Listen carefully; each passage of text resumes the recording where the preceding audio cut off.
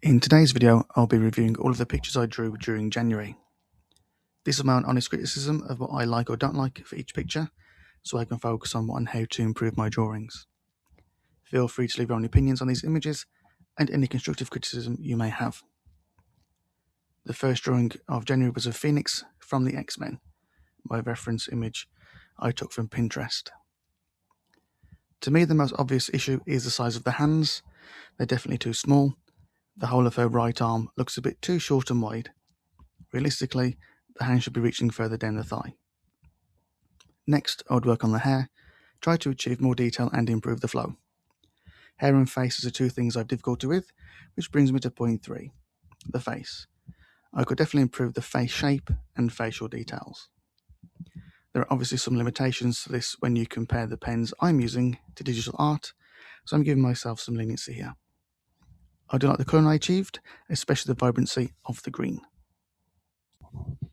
The next drawing is of Rock from Xenoblade Chronicles 2, reference image from the wiki. This was one of the more difficult drawings I did due to the sheer amount of individual details that Rock has. Not only are there feathers, his arms are crossed placing his weapon, which has feathers, behind his head, which has feathers, near his wings, which also have feathers. At times it felt a bit confusing. If I spent more time on it, I could have used more shading to improve the contrast between the feathers, especially on the right side of the head as we look at it. It's easy to see that there's less definition. Again, I quite like the colouring on this one, and think that despite the challenge, it turned out well. Following on from Rock, we have Kia from Hyrule Warriors Age of Imprisonment. This drawing took the longest amount of time so far. Most of my drawings take between 30 to 60 minutes. This one took around 90. The obvious difference between my drawing and the original image, again from the wiki, is the difference in colour. My version of Kia is quite a bright blue, where she's actually much darker. Although the colour is off, I don't hate it. There was also some issue with her headpiece not quite sitting correctly on her head, but her other jewellery seemed to turn out well. After Kia, I then drew Mega Blaziken, one of my favourite Mega Pokemon.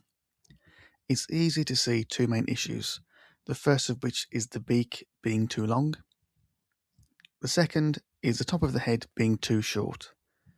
Both the central fin and the wing-like protrusions are a bit short and flat. That may be due to poor framing, leaving too little space for myself to draw at the top of the page. Again, good colouring, but there weren't many colours to consider here. Staying on the theme of Pokemon, I next drew Sunflora. Not much to say on this one, overall it's quite simple. The main thing to fix here is the shading, as I don't think there's enough contrast on the face and petals, but too much on the body. My favourite thing about this drawing was the Mega Sunflora I did afterwards, poking a bit of fun at Mega Starmie. Another Pokemon, this time Butterfree. Some really obvious issues here. It looks fat and depressed. The body is too wide compared to the head, and the angle of the eyes makes it look like it's struggling with life. When I saw this, I instantly redrew it, not something I normally do. Rather than using pens, I used wax crayons, just a different medium for a complete change. The second Butterfree is much better proportioned, and it made me wonder if I should redraw some of my other less successful pictures. Now finally for something different, Milinoe from Hades 2. I've played far too much of this game over the last 2 weeks. Once again, my lack of skill drawing faces is visible here. Although not bad, I have made her look older and more gaunt than she is. The proportions on the neck are a little off to the original image, but as I look I wonder if the original image has given her too long of a neck. I think I could work on improving the hair too.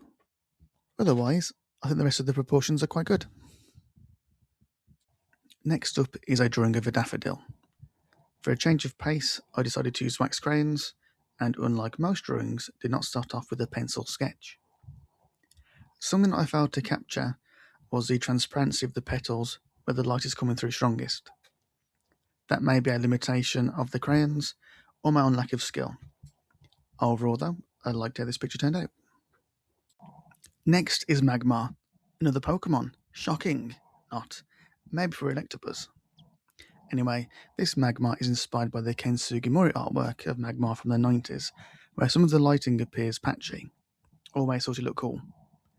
And there are two issues I have with this picture. First is that I think Magmar's beak is too long.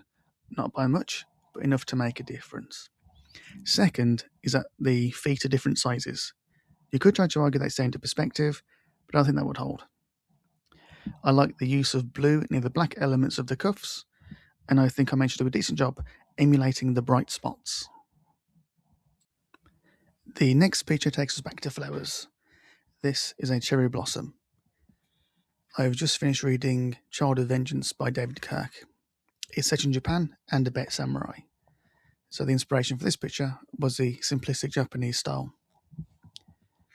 I think if I'd used ink and watercolour paint rather than pen, this could have been even better. I like the contrast between the black and pink, and I think it's done well enough they can tell they are flowers. That's it for this review video. Let me know if you liked it, and feel free to leave suggestions in the comments. Thank you for watching.